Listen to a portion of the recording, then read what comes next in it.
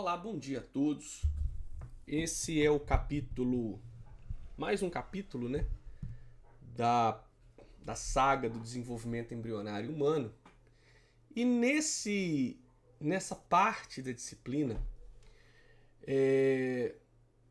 eu vou falar um pouco sobre as anomalias anatômicas ou os defeitos chamados defeitos congênitos dos seres humanos. É uma discussão que começa a partir da fecundação, tá? Porque são problemas que podem ser herdados, e aí nós estamos falando de mecanismos pré-implantacionais, ou seja, mecanismos pré-zigóticos da formação do gameta, tanto de origem materna quanto paterna. Eu não vou aqui trabalhar com a frequência e dizer que por parte materna as anomalias são mais frequentes ou que por questões paternas as anomalias são mais frequentes. Para cada tipo de anomalia tem uma frequência. Então eu posso dizer que a frequência da síndrome de Down ela é maior por parte da mãe do que do pai? Sim. Mas dizer que todas as anomalias são de origem materna ou a maioria é de origem materna? Não. A frequência para cada uma é relativa, tá? E pode parecer um pouco estranho, né? Porque há a possibilidade da síndrome de Down ser de origem paterna. Sim, há casos quando nós não falamos da trissomia livre, e sim dos chamados cromossomos dicêntricos. Mas isso é uma outra parte do capítulo, isso a gente vai ver na genética. E nós vamos destrinchar tudo isso na genética, não cabe aqui na embriologia falar. Então, para os leigos, para os entusiastas dessa parte, o livro de embriologia clínica do Moore, capítulo 20, tá? Vocês vão ter um contato prévio com essas condições. Então, basicamente, a classificação das malformações ela não é uma classificação aceita universalmente, tá? Então, assim, não é como a linguagem científica, como a nomenclatura científica, tipo Homo sapiens, é aceita em todos os lugares do mundo. Então, nós no Brasil aceitamos o Guia Internacional de Classificação de Doenças, mas você, como profissional de saúde, precisa saber que nenhuma dessas classificações ou nenhuma dessas nomenclaturas é aceita universalmente, tá? Hoje, o que mais se aceita, né, na área da saúde é o critério prático de classificação desse defeito do desenvolvimento que leva em conta o momento da lesão. Tá? Então, nós podemos falar de eventos da terceira semana, eventos da quarta, oitava semana, que vai ter uma aula só sobre quarta, oitava semana em breve aqui no canal. Podemos falar dos problemas de ordem fetal, ou seja, vale lembrar que nas primeiras semanas, vamos colocar ali no primeiro trimestre, a questão genética ela está muito mais ativa, ela faz muito mais sentido no defeito do desenvolvimento que os fatores ambientais, no sentido de estar ao redor da célula, ou fator externo à mãe, ou sendo até a mãe algo que afeta o desenvolvimento do bebê. Na segunda semana, você tem um equilíbrio entre ambiente e genética. No terceiro trimestre e além, tipo, no nascimento, vocês vão observar que o ambiente ele tem muito mais participação do que somente a genética. Mas alguns problemas podem começar na segunda semana, na terceira semana, na quarta semana, e você continuar vendo a progressão nos primeiros anos de vida, tá? Então, basicamente, nós classificamos o defeito e levamos em conta o início desse problema, tá? Então, uma das partes da genética embrionária que leva em consideração o estudo das causas de defeitos do nascimento é a teratologia, tá? E a teratologia é o ramo da ciência que vai estudar, então, as causas, os mecanismos e os padrões do desenvolvimento anormal. Significa que é doença? Não, mas a doença parte desse desenvolvimento, tá? Então, esse desenvolvimento ele não é doença, mas as consequências dele, sim, tá? E frequentemente essas causas ou esses defeitos, eles vão ser divididos entre os fatores genéticos, como as anormalidades cromossômicas, sejam elas numéricas, sejam elas estruturais, e os fatores ambientais, que pode ser estar ao redor do cromossomo, do gene, no citoplasma da célula, no sangue materno, no sangue da mãe, ou o ambiente esse ao qual nós estamos e o que você está aí vendo a sua aula. E falar dos fatores ambientais é falar das drogas, dos vírus, enfim, de uma diversa gama de fatores, ok? Então, né, essas anomalias congênitas, tá?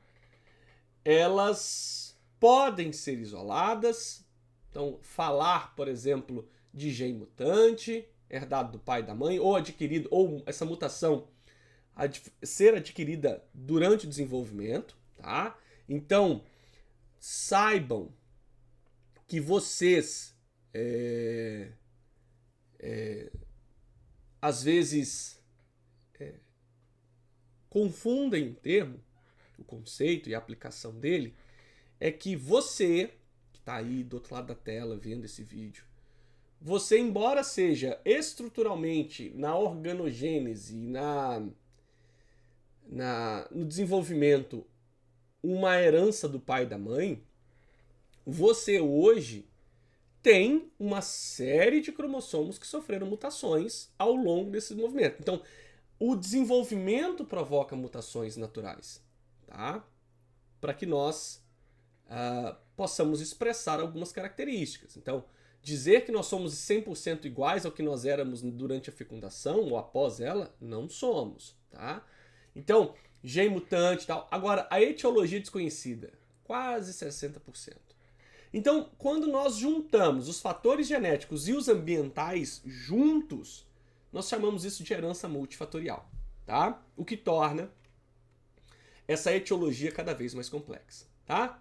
Então, nas anomalias causadas por fatores genéticos, né, nós estamos falando de características que são numericamente, e representando que numericamente os fatores genéticos são as causas mais comuns de anomalias congênitas, tá?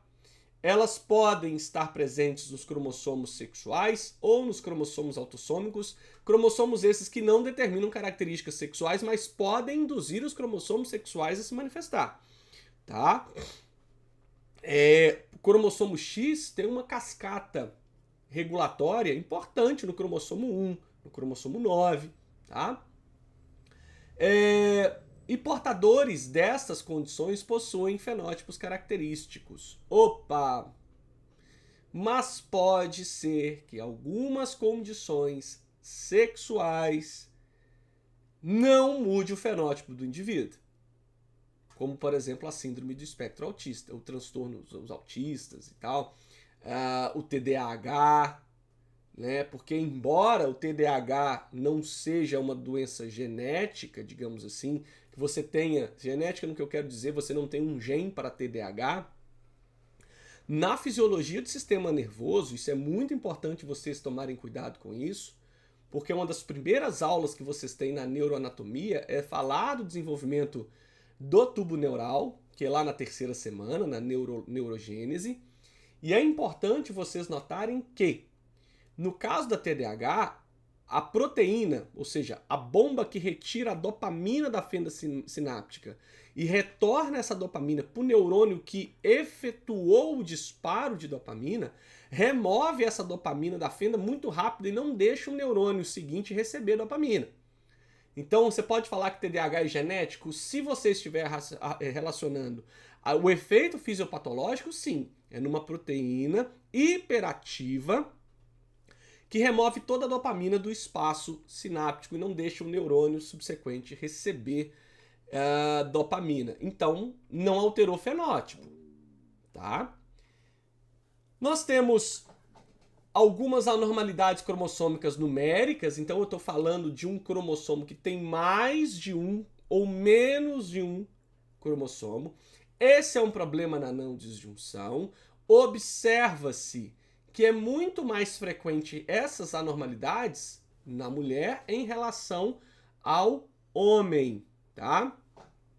Na não disjunção, eu posso ter 2 lotes num cromossomo e ter cromossomos vazios, nulissômicos, por exemplo, para o cromossomo sexual, tá? Obviamente que esses corpos aqui eles se degeneram, mas se um dos corpos tiver uma dose a mais, ele vai ser o óvulo, entre aspas, viável, tá? Mas existem meioses anormais no homem? Sim, tá? Mas mais frequente em mulheres, tá? Existem alguns conceitos, como por exemplo, má formação, perturbação, deformação, displasia. Guardem muito bem esses conceitos, porque parece que nós estamos falando da mesma coisa, mas são entidades diferentes. Uma má formação é um efeito morfológico de um órgão, terceira semana, né, organogênese, que continua na quarta, de parte dele ou de uma região maior do corpo, resultante de um processo de desenvolvimento intrinsecamente anormal. Intrinsecamente está relacionado ao embrião, tá? Intrínseco significa que o potencial de desenvolvimento do primórdio, ou seja, do início do órgão, é anormal desde o início, tá? Tal como uma anormalidade cromossômica de um gameta na fertilização. O que é uma perturbação? É quando algum agente externo atrapalha o desenvolvimento. Então é um defeito morfológico de um órgão, parte de um órgão ou de uma região do corpo, resultante de uma avaria externa ou de interferência no desenvolvimento de um processo originalmente normal. E aí nós estamos falando dos teratogênicos. Drogas, medicamentos, né? Drogas ilícitas, tá? Vírus, tá? Então aqui é um fator externo na perturbação que afetou o desenvolvimento. Deformação, tá? Uma aparência, forma ou posição anormal de uma parte do corpo resultante de forças mecânicas, tá? Então, por exemplo, criança nascer com o pé torto, tá? Por exemplo, a mãe quando ela tem pouco líquido amniótico, tá? Distúrbios no fechamento do tubo neural, tá? Então aqui má formação é o todo. Aqui é genético, aqui é culpa do fator externo que afeta a genética. Aqui estou falando de posição do feto. Displasia é uma organização anormal de células em tecidos e seu resultado morfológico, tá? Então aqui na displasia estou falando de proliferação. Lembra da linha primitiva, quando dela surgem as camadas germinativas, ectoderma, endoderma e mesoderma? Lembra que tem as proteínas NOT na membrana da célula, produzidas por um gene NOT, que afeta digamos, a sinalização e o contato célula-célula para que cada uma saiba quem é quem, tá? Um exemplo, né, é a síndrome de Turner, tá? Então aqui nós estamos falando da nulissomia, né? A gente tem um cromossomo X a menos, tá? Então é um defeito no desenvolvimento, então é uma característica fenotípica bastante proeminente, tá? Não são todos os casos que você tem uma percepção fenotípica da estrutura, tá? Trissomia dos autossomos, então mais da metade dos embriões trissômicos é abortado espontaneamente na gravidez, tá? Tetrassomia e pentassomia, então tetrassomia e pentassomia dos cromossomos sexuais é quando a pessoa ela tem 48XXX, ou seja, ela é poli-X, ela tem 4 vezes cromossomo X, 3 são corpúsculos de Barr, ou seja, inativos, ou ela tem 5, ou no caso do homem, ter 4 cromossomos X e um Y. Então são números, são ploidias aberrantes do cromossomo, tá? Exemplos de trissomias dos autossômicos. Nós temos trissomia do 21, do 18, que é a síndrome própria do par 18 e a síndrome do 13, tá? Síndrome de Edwards e de Patal. A incidência nessas síndromes é porque os cromossomos autossômicos 21, 18 e 13 são muito pequenos. O cromossomo 21 é o menor deles, ele tem 4 genes apenas, então ele pode sofrer muito mais danos a respeito da não disjunção em relação aos outros, mas a incidência da síndrome de Down é muito alta, tá? Só para vocês terem uma ideia, uma mãe acima de 41 anos cai uma a cada 85 gestações, então é muito frequente. 45 anos mais, uma a cada 25. Então a idade materna, que é acima dos 41 anos, isso é muito importante, cai vertiginosamente em relação à incidência de uma mãe com 20 a 24 anos, tá? Então, quer dizer que toda mulher acima de 41 anos terá crianças com síndrome de Down? Não, mas a incidência ela se torna maior, tá? Outro tipo de anormalidade, e aqui eu estou falando não mais do número de cromossomos, mas sim da qualidade do cromossomo, são as anormalidades estruturais. Aqui eu estou falando da translocação e da deleção, mas existem outros fatores como cromossomo em anel, isocromossomo, cromossomo dicêntrico, duplicação. E dependendo o alvo, você tem uma síndrome clássica, né? Então, Prader-Willis, Algman, Miller-Diecker, DiGeorge, enfim. Os achados cromossomos. Cromossomo 15, cromossomo 17, de origem paterna, no caso a Prader-Willis, de origem materna, qualquer um dos genitores. Então, as anormalidades cromossômicas, pausa aqui essa parte do vídeo para você ver que nessas anormalidades eu estou falando da quebra dos cromossomos com uma recombinação anormal na meiose, ok? E o que cada um... E aí vamos lembrar, malformação genética, perturbação, eu estou falando dos teratógenos ou dos efeitos teratogênicos. Então olha, álcool, andrógenos, aminopeptidinas, cocaína, lítio, tá? Muito cuidado aí quem faz uso de lítio para tratamento de transtorno mental, tá? Então, pausem esses vídeos e vejam, por exemplo, que o lítio aí, para quem for fazer psiquiatria, né, lógico, você não vai unir o carbonato de lítio, mas é um derivado, né? Tem um distúrbio do desenvolvimento do tubo neural, tá? Então, muito cuidado com o uso de lítio. Então, aqui estou falando de terceira semana, tá? Então, olha só, composto químico, as bifenilas, o bisfenol, mercúrio, né, em pessoas em área de mineração, citomegalovírus, eu estou falando de infecção, toxoplasma, radiação, entre outras condições, tá? Guardem essa informação que os períodos mais críticos é todo o desenvolvimento embrionário, é todo o desenvolvimento fetal, mas se pudermos estratificar uma linha de corte, o período mais crítico do desenvolvimento é quando a divisão e a diferenciação celular e a morfogênese estão em seu ponto máximo, tá? Então a tabela 20.7, lembrando do capítulo 20, tá? Indica um pouco dessas frequências. Mas para quem não tiver acesso ao livro e agora, saiba que esse período mais crítico é entre a terceira a 8ª semana. O período mais crítico do desenvolvimento do cérebro vai da 3ª a 16 semanas, mas seu desenvolvimento pode ser perturbado, então aqui eu estou falando de teratógenos, depois desse período até os 2 primeiros anos de vida. Veja como isso é crucial, tá?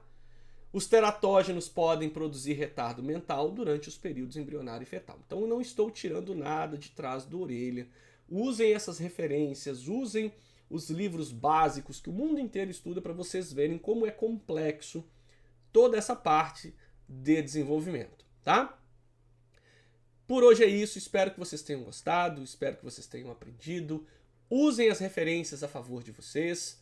Um grande abraço, deixa aí o like, deixa o comentário, compartilha. Passamos de 1000 inscritos, agora precisamos da segunda métrica, que é tempo de visualização. Um abraço e até a próxima.